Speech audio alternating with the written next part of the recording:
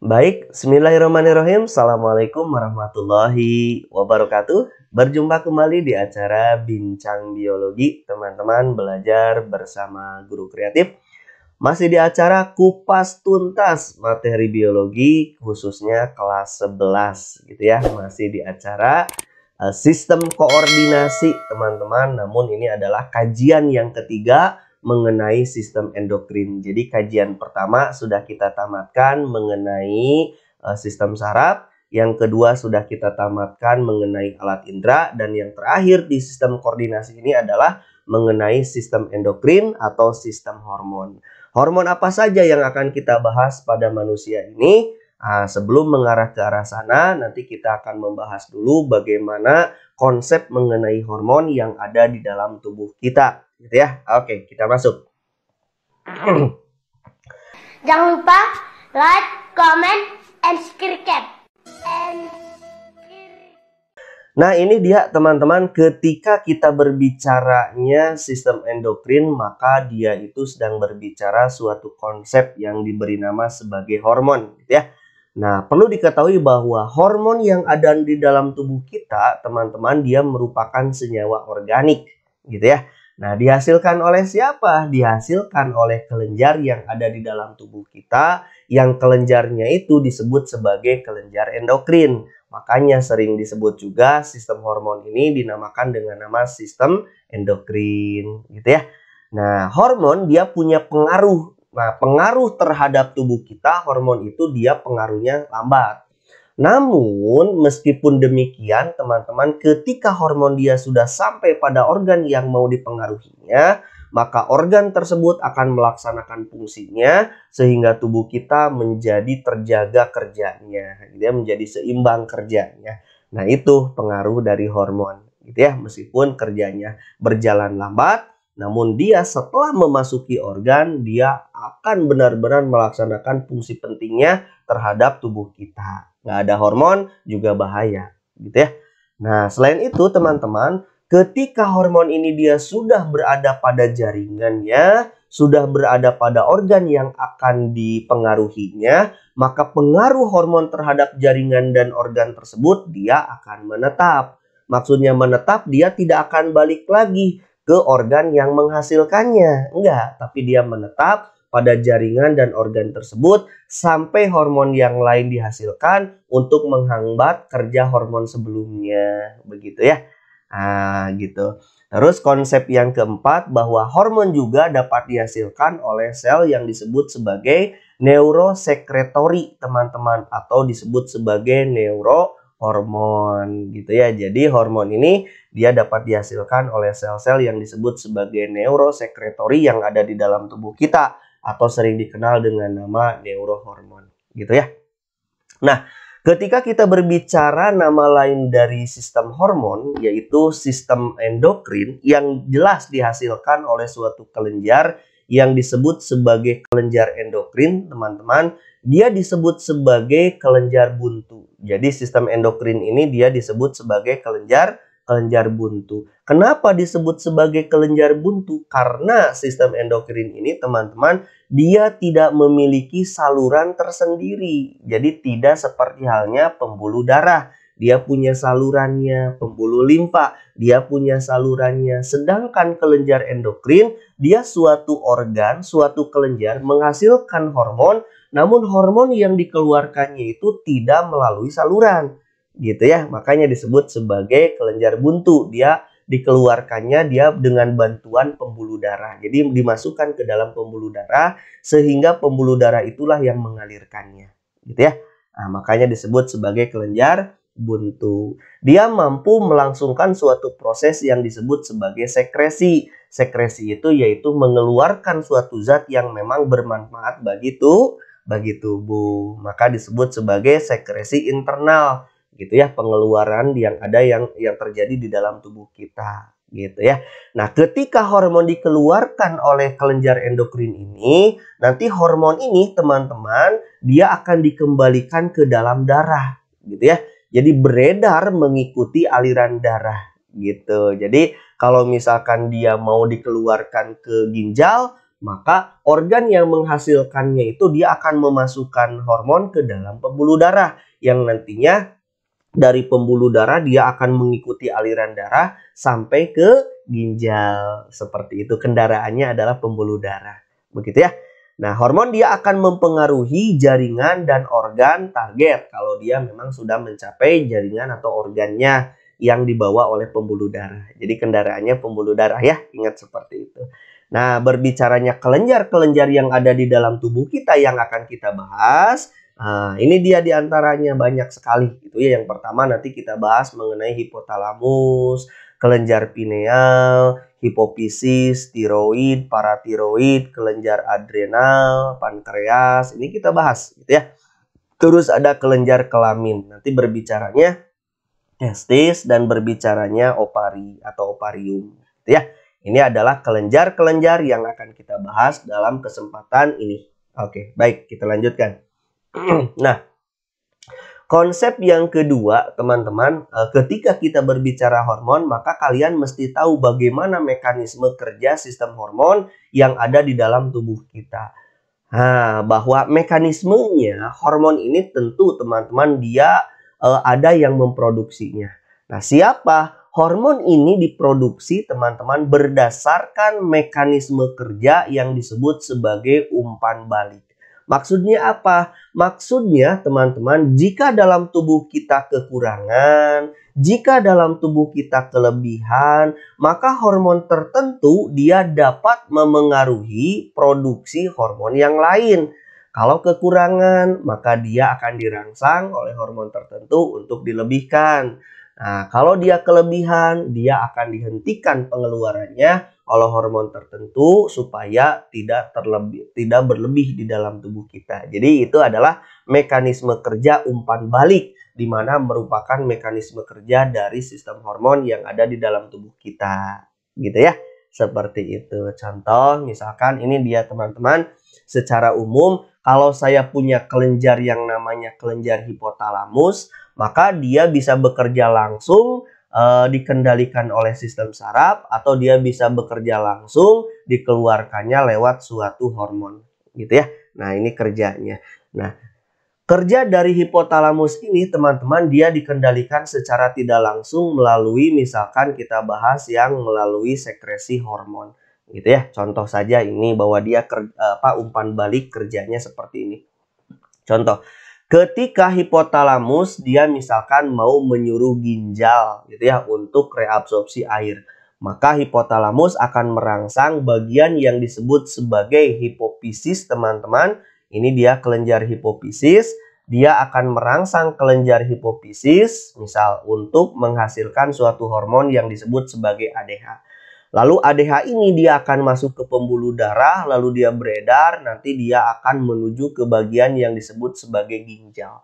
Nah, ketika ADH sudah sampai ke ginjal, maka peran ADH adalah reabsorpsi air. Air di dalam ginjal dia akan direabsorpsi, masuk ke pembuluh darah. Nah, nantinya apa? Ketika air sudah masuk ke dalam pembuluh darah, ke dalam tubuh lagi, maka konsentrasi air di dalam tubuh akan seimbang lagi. Kalau sudah seimbang, maka konsep keseimbangan itu menyebabkan ADH itu sebagai umpan negatif supaya dia ketika seimbang cairan di dalam tubuh dia merupakan umpan negatif bagi ADH. Nanti umpan negatifnya apa? Nanti hipotalamus akan menyuruh hipofisis kembali untuk menghentikan pengeluaran ADH sebab kondisi air di dalam tubuh kita sudah seimbang. Nah, itu yang disebut sebagai kerja mekanisme umpan balik gitu ya. Dan juga bukan hanya ginjal, juga berkenaan dengan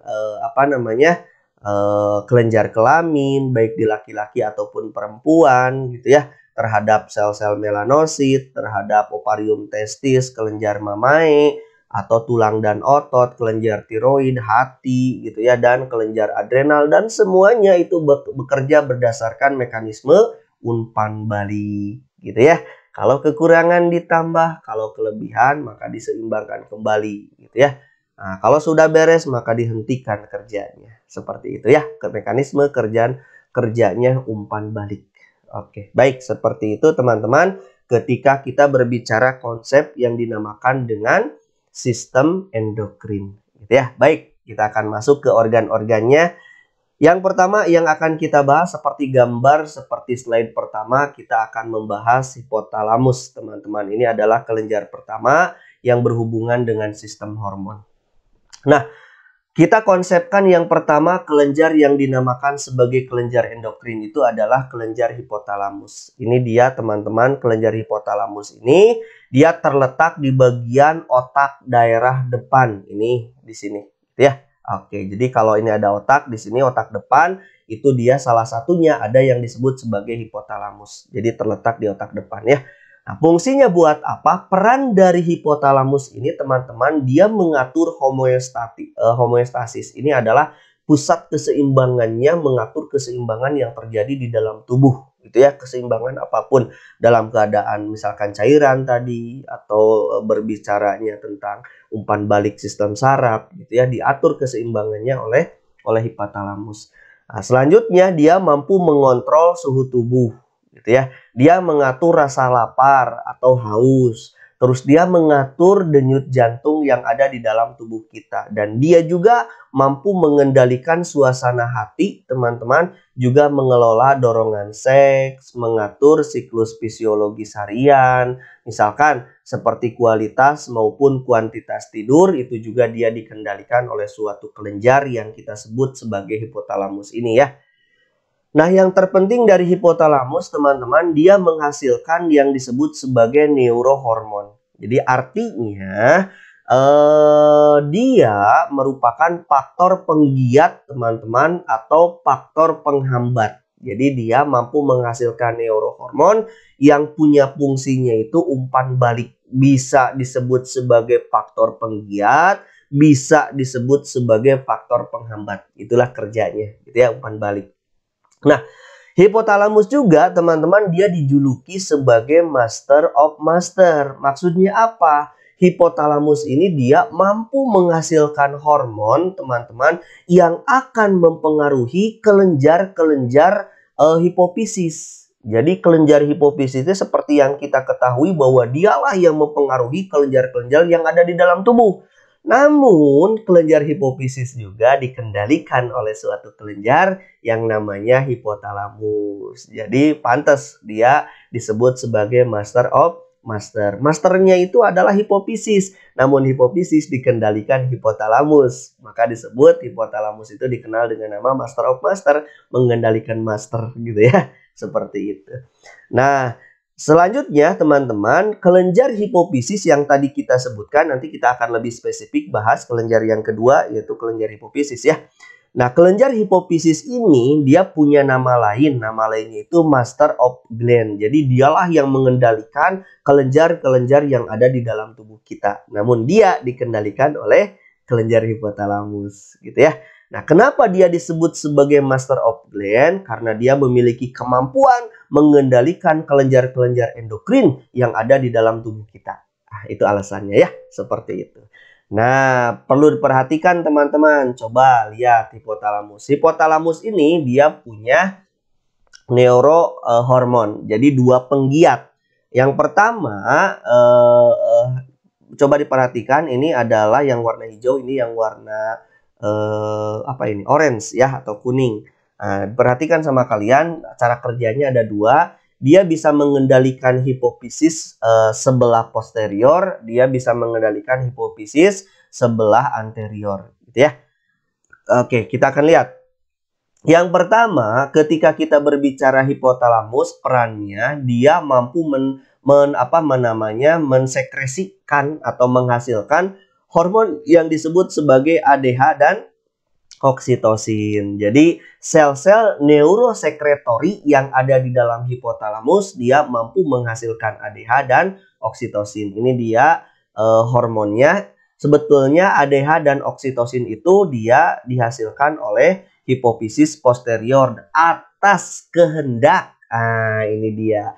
Atas kehendak sel-sel neurosekretori yang ada di dalam hipotalamus. Jadi dikendalikannya oleh hipotalamus. Artinya hipofisis bagian posterior mau menghasilkan oksitosin, mau menghasilkan ADH atas perintah dari hipofisis bagian atas perintah dari sel-sel hipofisis jenis dari neurosekretori gitu ya. Oke. Yang kedua, teman-teman, kerjanya hormon ini dia bergerak turun melalui akson ke terminal akson. Jadi sel-sel sekretori ini dia akan memerintah hipofisis bagian posterior. Nanti cara kerjanya dia akan turun impulsnya melalui akson ke terminal akson gitu ya, seperti itu. Nah, ketika diperlukan, ADH dan oksitosin akan disekresikan dari terminal akson ke pembuluh darah. Jadi kalau memang dibutuhkan oleh tubuh oksitosin dan ADH, nanti impuls dari saraf neurosekretorinya dia memerintah hipofisis bagian posterior untuk menghasilkan oksitosin dan ADH yang nantinya akan dialirkan, dimasukkan ke dalam pembuluh darah.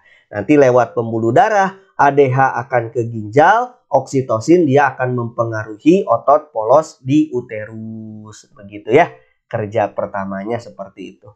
Yang kedua, ada sel yang lain. Nah, ini dia. Sel yang lain itu ada yang disebut sebagai neurosekretori dari sel yang lain. Jadi kerjanya ada neurosekretori yang mampu memproduksi hormon yang merangsang hipotalamus dan hormon untuk menghambat hipotalamus untuk memproduksi hormon. Artinya, sel sekretori yang kedua adalah dia berperan untuk menghambat, teman-teman. Menghambat siapa? Sel hipofisis lagi dalam proses sekresinya. Kapan? Kalau memang sekresi itu sudah mencapai ambang batasnya atau sudah melaksanakan fungsinya, sudah selesai, maka dia mampu menghambat sel yang ada di dalam hipotalamus untuk menghambat sel yang lain supaya berhenti mengeluarkan hormon, gitu ya. Jadi kerjanya feedback negatif, menghentikan.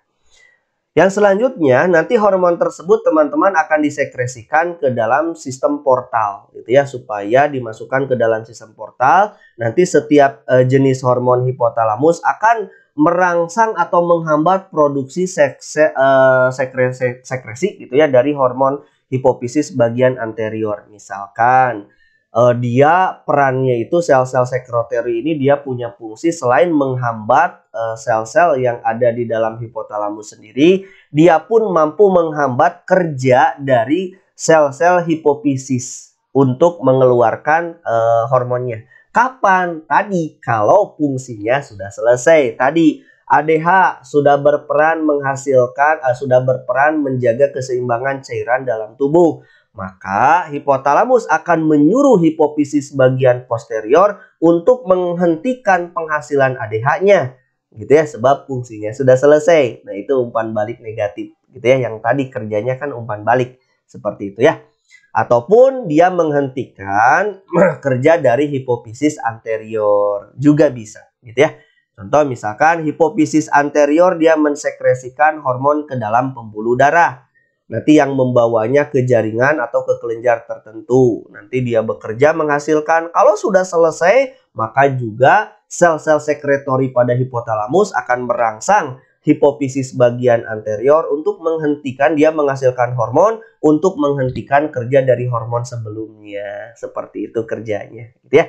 Oke, jadi hipotalamus disebut sebagai master of master. Kenapa? Sebab dia mengendalikan master of gland, gitu ya, yaitu hipofisis. Hipofisis dia mengendalikan banyak kelenjar yang ada di dalam tubuh kita. Nanti kita bahas di kelenjar hipofisisnya ya.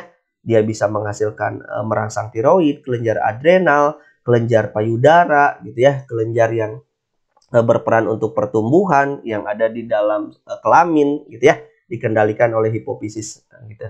Namun hipofisis dikendalikan oleh hipotalamus. Seperti itu ya. Ini kita fokuskan dulu ke hipotalamusnya. Nah, ini dia sudah saya bahas mengenai hipotalamus sendiri ya. Dia master of master. Dia mengendalikan hipofisis untuk menghasilkan sesuatu hormon dan dia pun mengendalikan hipofisis untuk menghentikan hormon yang dihasilkannya. Oke, seperti itu. Baik, yang kedua ada kelenjar di dalam sistem endokrin itu adalah kelenjar yang kedua kita bahas terlebih dahulu yang pituitari atau kita bahas kelenjar hipofisis ya yang barusan. Nah, perlu diketahui teman-teman sebelum kita bahas kerja dari hipofisis sendiri, kita akan kenali dulu hipofisis. Nah, kelenjar hipofisis dia terletak tepat berada di bawah dari hipotalamus. Berarti sama gitu ya. Dia terletak di dasar dari otak besar gitu ya. Ada di bawahnya. Nah, dia disebut sebagai master of gland tadi sudah kita sebutkan, atau rajanya dari semua kelenjar yang ada di dalam tubuh. Namun bukan mengendalikan hipotalamus gitu ya. Nah, dia punya peran di dalam koordinasi kimiawi di dalam tubuh kita, gitu ya, sistem kimiawi dalam tubuh kita. Nah, hasil sekresi dari hipofisis ini, teman-teman, dia akan digunakan untuk mengontrol kelenjar-kelenjar endokrin yang ada di dalam tubuh kita. Jadi, hormon yang dihasilkan oleh hipofisis ini mengendalikan kelenjar-kelenjar organ-organ yang ada di dalam tubuh kita. Jadi, mengendalikan, makanya disebut sebagai master of gland, gitu ya. Nah, bagian-bagiannya. Ada beberapa bagian yang menyusun dari hipofisis ini, teman-teman. Yang pertama ada yang disebut sebagai hipofisis bagian depan, atau tadi kita kenal dengan nama hipofisis anterior, gitu ya. Nah, yang anterior ini dia disebut sebagai adenohipofisis, nama lainnya. Terus ada hipofisis bagian tengah. Dia masih aktif kapan? Di masa orang tersebut masih dalam keadaan bayi. Dan menghasilkan apa? Menghasilkan MSH ketika bayi gitu ya. Yang berfungsi untuk mensintesis melanin. Jadi pigmen warna kulit pada bayi. Kalau sudah dewasa ini dia tidak dihasilkan lagi gitu ya. Terus selanjutnya ada bagian yang disebut sebagai hipofisis daerah belakang atau disebut sebagai posterior gitu ya. Nah, dia dikenal namanya itu adalah neurohipofisis. Jadi beda ya, anterior namanya adenohipofisis, sedangkan posterior namanya neurohipofisis, dikendalikan oleh sel-sel saraf yang dihasilkan oleh hipotalamus. Makanya disebut neurohipofisis. Dia menghasilkan apa? Menghasilkan ADH dan oksitosin. Itu hormonnya ada dua kalau posterior. Kalau anterior banyak gitu ya, nanti kita bahas. Oke, nah ini dia teman-teman, coba perhatikan. Kita bahas dulu yang pertama, ada hipofisis bagian posterior dulu gitu ya. Kita bahas yang posterior dulu. Nah, kelenjar hipofisis bagian posterior ini, teman-teman, dia menghasilkan ADH, menghasilkan oksitosin maksudnya atas perintah dari hipotalamus melalui suatu sel-sel neurosekretori. Ini adalah sel-sel neurosekretori yang ada di dalam hipotalamus yang mengendalikan hipofisis bagian posterior untuk menghasilkan suatu hormon yang nanti hormonnya itu masuk ke pembuluh darah. Apa hormonnya? Sudah kita bahas, ADH dan oksitosin. Jadi ingat-ingat ya. Kelenjar hipofisis bagian posterior menghasilkan ADH dan oksitosin atas perintah dari sel-sel neurosekretori yang ada di dalam hipotalamus, gitu ya. Kapan? Nah, kalau ADH dia akan mengerjai kelenjar atau organ yang disebut sebagai ginjal, teman-teman. Kapan? Kalau tubuh kita dalam keadaan dehidrasi. Nah, oksitosin dia akan bekerja pada apa? Pada kelenjar pada organ rahim, teman-teman, gitu ya. Nah, kapan? Ketika pada otot-otot rahim. Kapan? Ketika seorang perempuan sedang melahirkan, seperti itu. Jadi ada kondisi-kondisi tertentu untuk ADH dan oksitosin dikeluarkan oleh kelenjar hipofisis bagian posterior ini, gitu ya. Seperti itu yang pertama. Nah, yang kedua, teman-teman, ketika kita berbicara kelenjar dari hipofisis yang kedua, ada yang disebut sebagai kelenjar hipofisis bagian anterior. Ya, ini adalah bagian sisi lainnya, yaitu bagian depan anterior. Nah, sedangkan teman-teman, bagian anterior ini dia tidak secara langsung seperti halnya posterior, gitu ya. Namun dia sama dikendalikan juga oleh sel-sel neurosekretori untuk pengeluarannya, namun tidak secara langsung dia berada langsung ke hipofisis bagian anterior. Dia hanya di atas saja di hipofisis. Nanti kelenjar hipotalamus, yaitu dalam hal ini neurosekretorinya menghasilkan hormon, masuk ke dalam pembuluh darah, lalu pembuluh darah masuk ke dalam hipofisis anterior, gitu ya. Untuk apa? Mengendalikan anterior supaya menghasilkan hormon-hormonnya. Jadi beda kan ya? Kalau tadi hipotalamus mengendalikan posterior itu secara langsung lewat neurosekretori gitu ya, lewat sel-sel neurosekretori masuk langsung di kelenjar. Aduh maaf, ini teralihkan, kita masuk lagi. Ini tertekan, maaf ya, kita balik lagi. Mana yang ini. Oke, tadi secara langsung ya oleh neurosekretori, sedangkan kalau hipofisis bagian anterior tidak. Jadi neurosekretorinya lewat pembuluh darah masuk ke hipofisis bagian anterior. Dia menghasilkan apa atas perintah dari hipotalamus? Ini hormonnya banyak. Kalau yang anterior dia mampu menghasilkan EPSA dan LH yang akan bekerja pada organ yang disebut sebagai testis dan ovarium. Dia akan menghasilkan TSH, thyroid stimulating hormone. Dia akan mengerjai kelenjar tiroid. Terus anterior juga hipofisis bagian anterior menghasilkan ACTH, adenokortikotropik hormon. Dia akan mengerjai kelenjar adrenal, terus dia menghasilkan prolaktin. Dia akan mengerjai kelenjar mamae, kelenjar susu teman-teman. Terus dia akan kalau pada dewasa gitu ya, dia menghasilkan MSH, sedangkan MSH kalau dia masih bayi dihasilkannya oleh bagian tengah gitu ya. Kalau sudah dewasa dihasilkan oleh hipofisis bagian anterior. Dia akan mengerjai sel-sel melanosit yang ada di dalam tubuh kita. Terus dia kelenjar hipofisis anterior dia menghasilkan GH, growth hormone, akan mengerjai jaringan dan tulang yang ada di dalam tubuh kita untuk melangsungkan pertumbuhan. Gitu ya.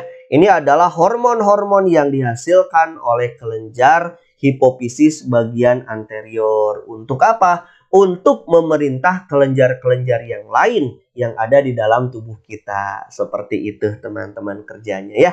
Jadi hormonnya ini jangan lupa. Kelenjar hipofisis bagian anterior. Seperti itu ya. Nanti kita akan bekerja dengan organ-organ yang lain ya. Nanti kita bahas di organ yang lain. Oke. Selanjutnya teman-teman, kelenjar yang selanjutnya adalah ada yang disebut sebagai kelenjar pineal. Nah ini dia. Apa itu kelenjar pineal? Kelenjar pineal itu teman-teman terletak di otak tengah. Dia berada di otak tengah. Ini dia persis di sini gitu ya. Oke, jadi di belakang dari talamus. Oke, di belakangnya. Nah yang ini adalah kelenjar pineal. Kelenjar pineal ini dia punya fungsi. Fungsinya buat apa? Dia menghasilkan hormon melatonin. Hormon ini dia berperan menimbulkan rasa kantuk, mengatur irama tidur yang alamiah. Jadi kalau teman-teman sudah biasa tidur jam 8, maka itu akan terekam terus gitu ya. Sebab dikendalikan oleh kelenjar pineal ini. Jadi irama sirkadian nama lainnya atau irama tidur alamiah teman-teman gitu ya. Itu sebabnya jika fungsi kelenjar pineal terganggu, teman-teman, maka biasanya orang tersebut akan punya kelainan yang disebut sebagai insomnia atau bahasa kitanya sulit tidur gitu. Kalau kelenjar pinealnya memang berkelainan. Sebab dia yang mengendalikan itu. Terus kelenjar pineal juga dia konsentrasi terhadap melatonin gitu ya dalam darah naik ataupun turun dikendalikannya oleh kelenjar pineal gitu ya. Sesuai apa? Sesuai siklus diurnal, sesuai siklus aktivitas hidup teman-teman gitu ya. Seperti itu. Itu dia kelenjar pineal, cuman seperti itu. Dia mengendalikan yang disebut sebagai sirkadian atau irama tidur alamiah gitu ya. Jadi kalau berkelainan maka biasanya insomnia pada orang tersebutnya. Gitu ya. Itu kelenjar yang ketiga. Lalu kelenjar selanjutnya teman-teman, pada video ini kita akan membahas ada yang disebut sebagai kelenjar tiroid. Nah ini dia kelenjar tiroid. Oke, kita akan bahas ya.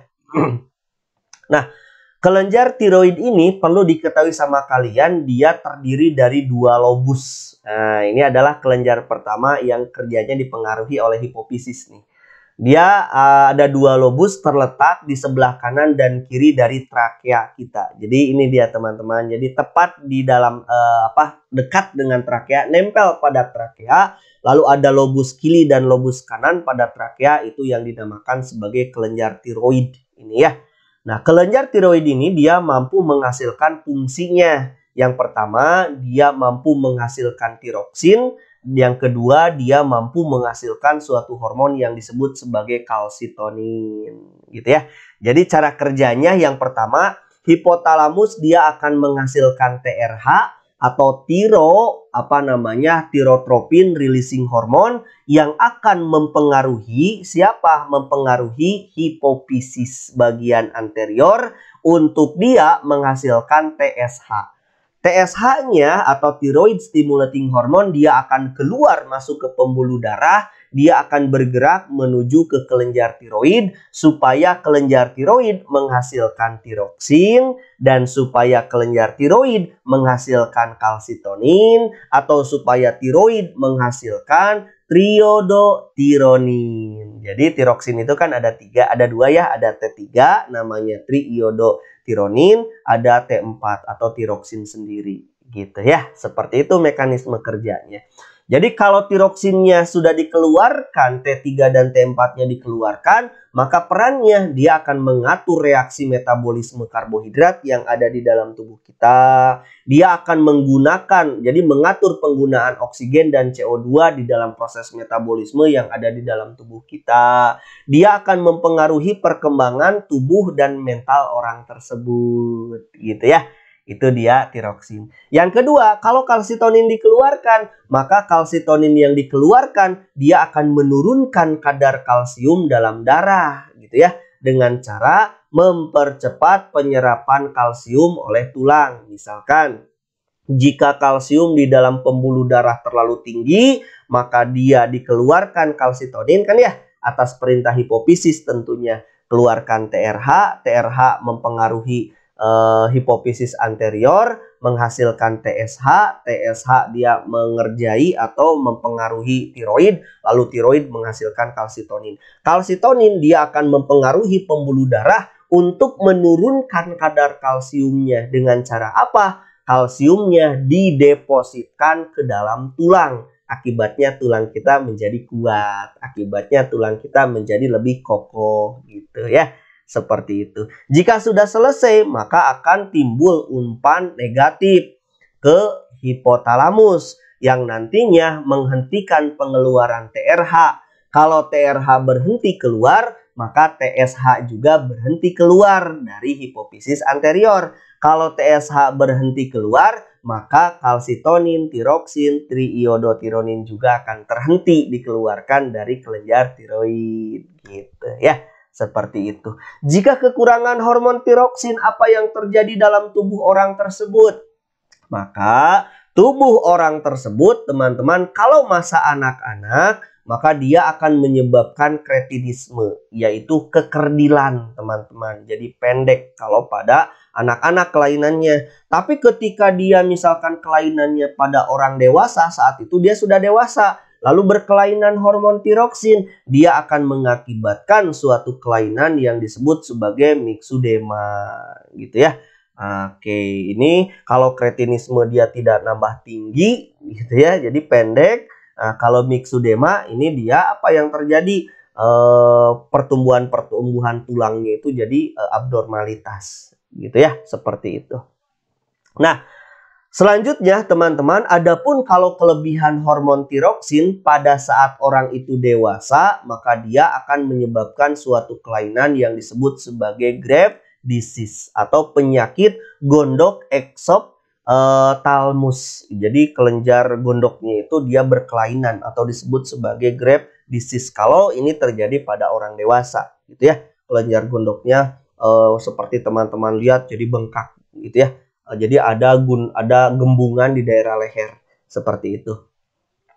Terus jika kekurangan iodin pada orang tertentu, misalkan iodin itu kan bisa teman-teman dapatkan dari garam, gitu ya. Nah, kalau orang tersebut kekurangan iodin, maka orang tersebut akan menyebabkan yang disebut sebagai kelenjar gondoknya mengembang yang menyebabkan penyakit gondok, gitu ya.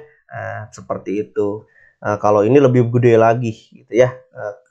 Kekurangan iodin. Iodin itu kan faktor pembentuk tiroksin. Jadi kalau tidak ada iodin, maka tiroksin tidak akan terbentuk. Itu bahaya juga ya. Nah, seperti itu teman-teman, ada Graves' disease, ada penyakit gondok, ada myxedema, ada kretinisme. Seperti itu kalau kita berbicara hormon yang keempat, yaitu kelenjar tiroid. Oke. Selanjutnya satu hormon lagi, atau kita bahas nggak apa-apa lah, kita satu lagi teman-teman ya. Soalnya dia nempel langsung pada kelenjar tiroid, yaitu kelenjar yang kelima ini ya, yaitu kelenjar apa ini? Kelenjar paratiroid. Oke, ini dia kelenjar paratiroid teman-teman. Nah, kelenjar paratiroid atau kelenjar anak gondok, tadi kalau anak gondok namanya tiroid, kalau kelenjar anak gondok paratiroid, namanya juga anak gondok, berarti nempel pada tiroid nih ya. Nah, hormon ini atau kelenjar ini teman-teman, kelenjar anak gondok atau paratiroid, dia nempel pada kelenjar tiroid. Ada berapa? Ada 2 pasang teman-teman, terdapat 2 pasang. Jadi menghasilkan hormonnya itu adalah paratiroid hormonnya ya. Jadi gini, ini kan tiroid.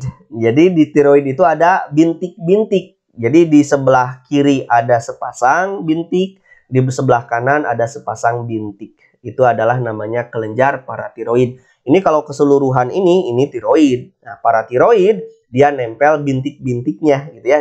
Di lobus kiri ada 2 bintik, di lobus kanan ada 2 bintik. Jadi lobus kanan tiroid ada 2 bintik paratiroid, bintik yang di sebelah kiri juga ada 2 bintik kelenjar paratiroid gitu ya, nempel pada tiroid seperti itu. Hormonnya apa? Paratiroid gitu ya, atau parathormon. Nama lainnya adalah parathormon atau hormon paratiroid. Boleh ya? Nah, fungsinya yang pertama dia merangsang pengeluaran kalsium di dalam tulang, teman-teman, gitu ya. Dan mempertahankan ion kalsium dan ion fosfat di dalam darah, gitu ya. Jadi hormon ini dia bekerja dengan bantuan vitamin D. Jadi berbalikan dengan kalsitonin tadi. Kalau kalsitonin dia menurunkan kadar kalsium dalam darah, kalau ini paratiroid atau parathormon dia meningkatkan kadar kalsium dalam darah. Caranya bagaimana? Caranya teman-teman, dia akan merombak. Nah, ini dia. Jadi ketika stimulusnya rangsangannya adalah kalsium dalam darah rendah, maka kelenjar paratiroid dia akan menghasilkan paratiroid atau parathormon, atau disebut sebagai sekresi PTH. Nama lainnya adalah PTH parathormon, gitu ya. PTH. PTH ini atau paratiroid atau parathormon ini dia akan bekerja pada 3 organ. Yang pertama pada usus besar. Usus besar dia akan dipengaruhi oleh PTH ini untuk mengabsorpsi kalsium, gitu ya. Nanti masuk ke pembuluh darah. Kalau kurang, dia akan mempengaruhi ginjal. Nanti reabsorpsi kalsium di dalam ginjal. Kalau kurang, maka dia akan merombak sel-sel tulang, gitu ya. Jadi osteoklas dia dirangsang oleh PTH untuk merombak tulang tersebut, yang nantinya kalsiumnya akan dimasukkan ke dalam pembuluh darah. Nah, ini kan bisa terjadi bahaya gitu ya, kalau memang terus kejadiannya terus kurang, PTH merombak terus tulang, akibatnya kan bisa abnormalitas pada tulang. Tulangnya jadi mudah patah nantinya, osteoporosis gitu ya, kalau berlebih. Bahayanya seperti itu. Jadi kalau misalkan kadar kalsiumnya sudah tertangani, di dalam darah menjadi meningkat, maka feedback negatif bagi kelenjar paratiroid supaya dia menghentikan PTH. Begitu ya, tidak dikeluarkan lagi. Nah, kalau kekurangan PTH ini, maka dia akan menyebabkan tetanus. Sedangkan kalau kelebihan, tadi sebutkan ya, tulang mudah patah, batu ginjal gitu, gagal ginjal. Nah, ini bahayanya seperti itu kalau berlebih. Seperti itu ya. Oke, ini adalah kelenjar anak gondok, teman-teman. Seperti itu. Jadi, pembahasan di video pertama saya cukupkan dulu sampai nomor kelima, kelenjar anak gondok. Nanti keenamnya kita lanjutkan di video yang kedua biar tidak terlalu panjang ya. Itu saja, mudah-mudahan bermanfaat. Saya ucapkan terima kasih. Assalamualaikum warahmatullahi wabarakatuh.